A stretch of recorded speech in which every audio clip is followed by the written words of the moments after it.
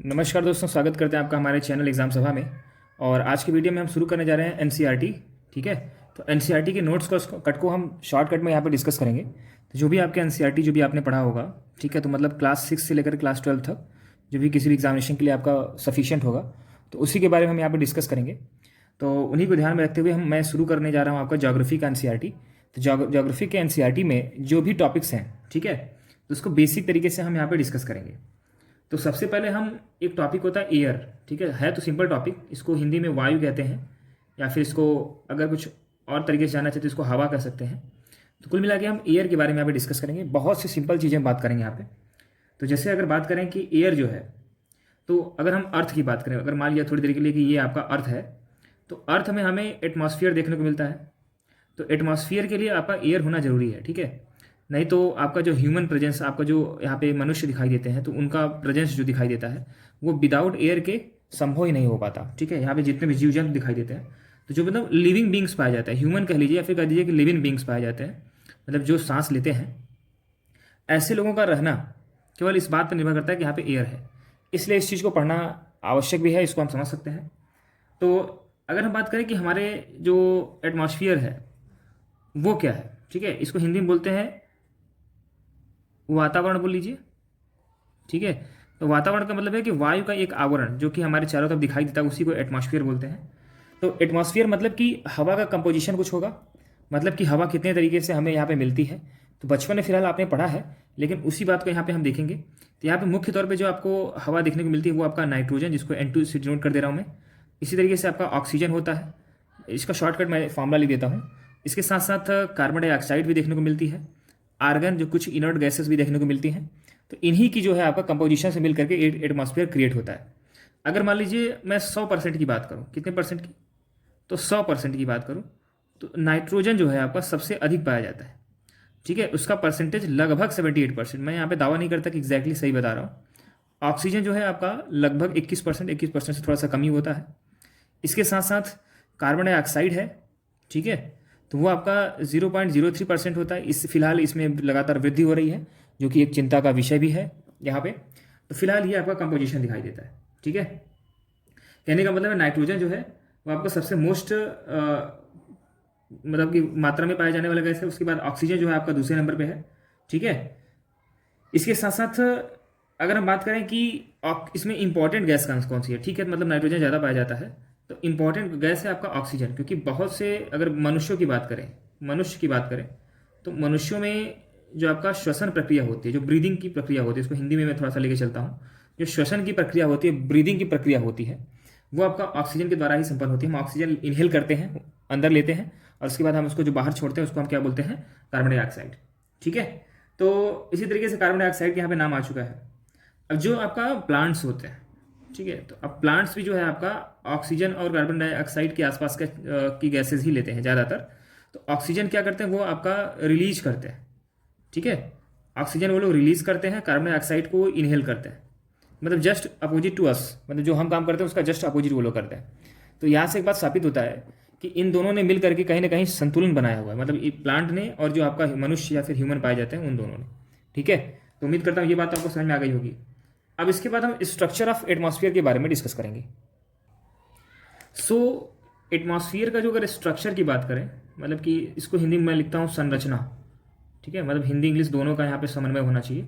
तो एटमॉस्फेयर की जो संरचना है वो किस तरीके से है, तो अगर हम लेयर वाइज बात करें, जैसे मान लीजिए कि ये आपका धरती है, तो इस धरती के ऊपर अगर लेयर की बात करें, तो अगर मान लीजिए ये कोई हाइट है, हाइट h है, ठीक है, तो इस h हाइट में, और ये आपका पृथ्वी है, ठीक है, ये अर्थ है, तो इसमें अलग अलग हाइट पे अलग अलग लेयर्स दिखाई देती है।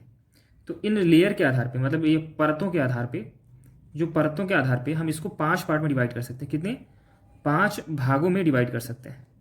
ठीक है, तो यहाँ पे 5 पार्ट में डिवाइड करने की बात होती है। अब यहाँ पे हिंदी में मैं बता सकता हूँ, लेकिन प्रॉब्लम ये है ना कि जैसे कि एग्जामिनेशन में मैंने अधिकतर जगह देखा है, जैसे कि ट्रोपोस्फीयर लिखता है ना, तो हिंदी में भी ऐसे ही लिखता है, ट्रोपोस्फीयर।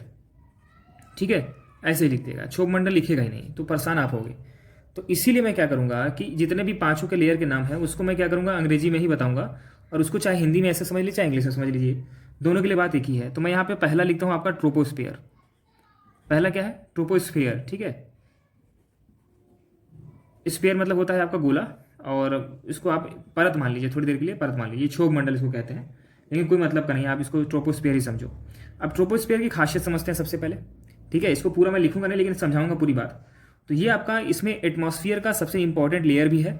यहाँ पे ज़्यादातर जैसे कि गतिविधियाँ हैं, जैसे कि वायुमंडल है, वायुमंडल में ऑक्सीजन जैसी गैसें, इंपॉर्टेंट गैसें, कार्बन डाइऑक्साइड हो गया, ऑक्सीजन गैसेस हो गई, ये सारी की सारी इधर ही पाई जाती हैं, ट्रोपोस्फीयर में ही पाई जाती हैं, ठीक है। अब दूसरी जो आप मतलब कि इसकी खासियत है, ये आपका ज़मीन से 13 किलोमीटर की ऊंचाई तक पाई जाती है। कितना? ज़मीन से 13 किलोमीटर की ऊंचाई तक पाई जाती है। अब इसमें वेदर फिनोमिना जो होता है, जो आपका यहाँ पे मौसम जो बदलते हैं, ठीक है, तो वेदर फिनोमिना जो होता है ये इसी पर्टिकुलर आपका स्फीयर में, पर्टिकुलर परत में ही दिखाई देता है, पहले परत में।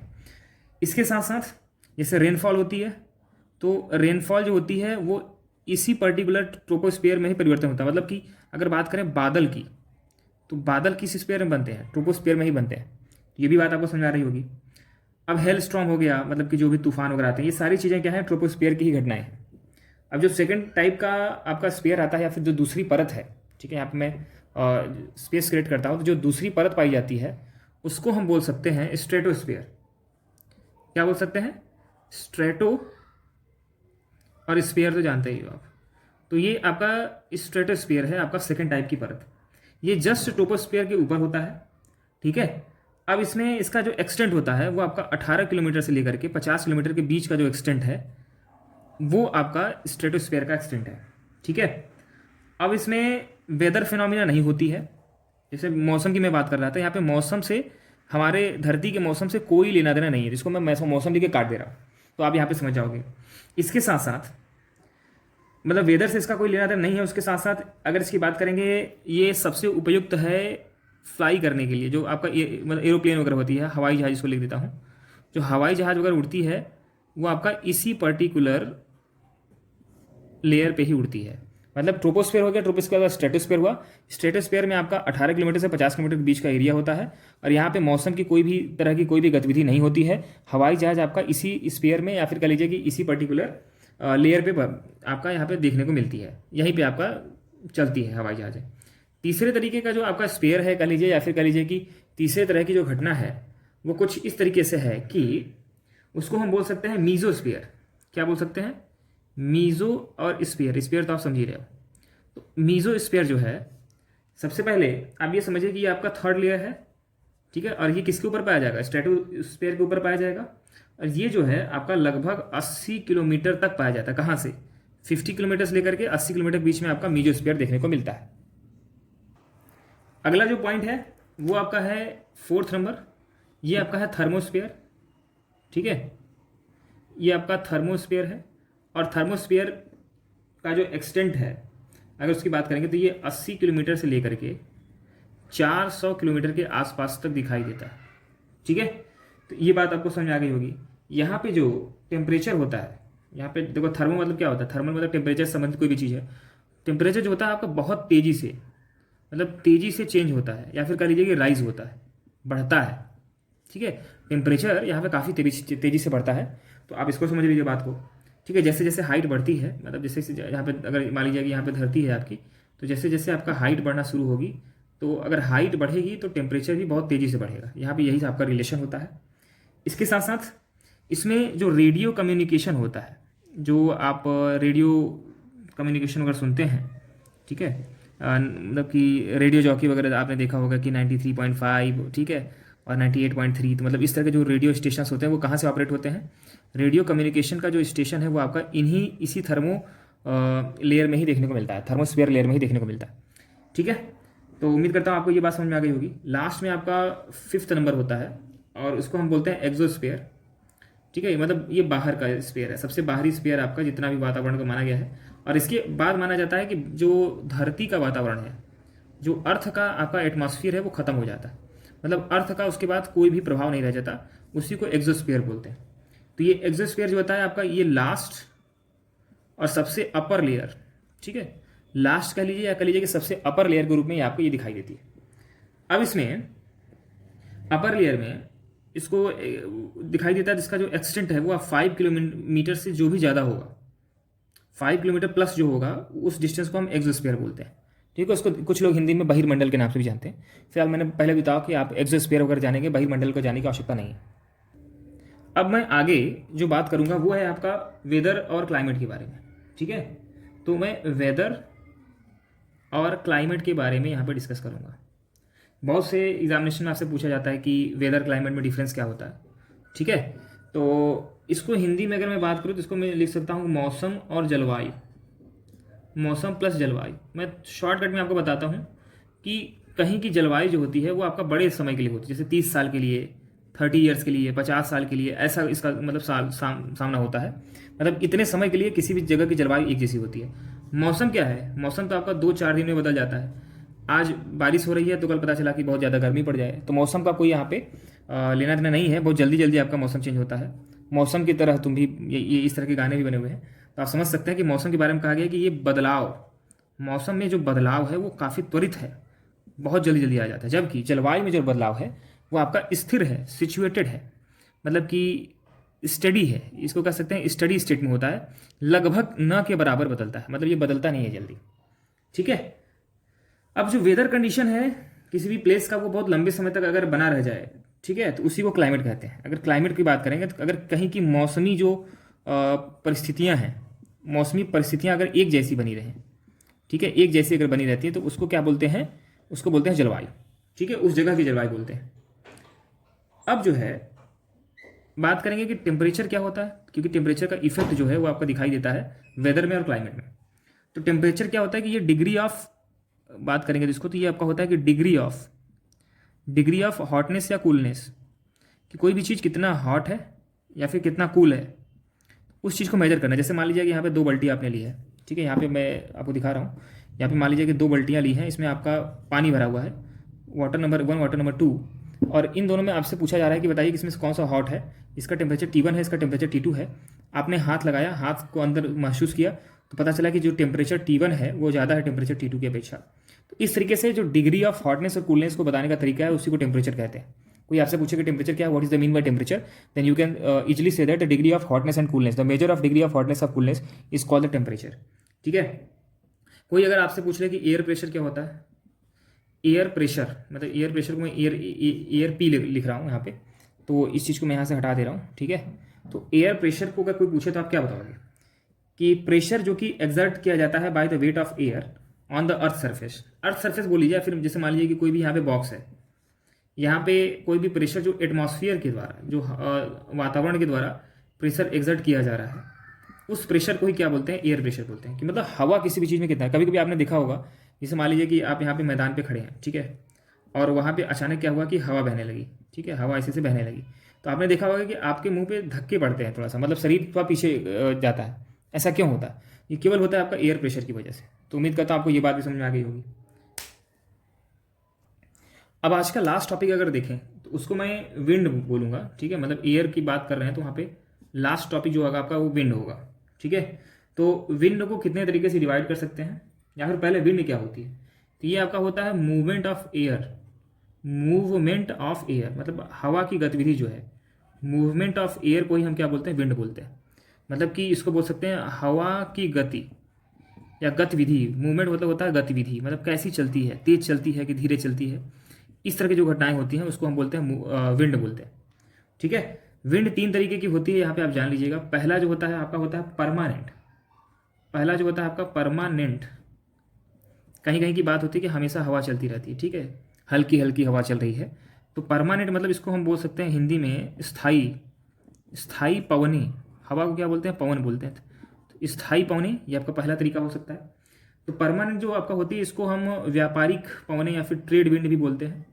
जो ट्रेड विंड होती है वो आपका व्यापारिक पवने। पहले ज़माने में जब समुद्रों में नाव चला करती थी, समुद्र में अगर नावों की बात करें, समुद्र में नाव चला करती थी तो उसका हवा का एक पैटर्न होता था, उसी आधार पर चलती थी।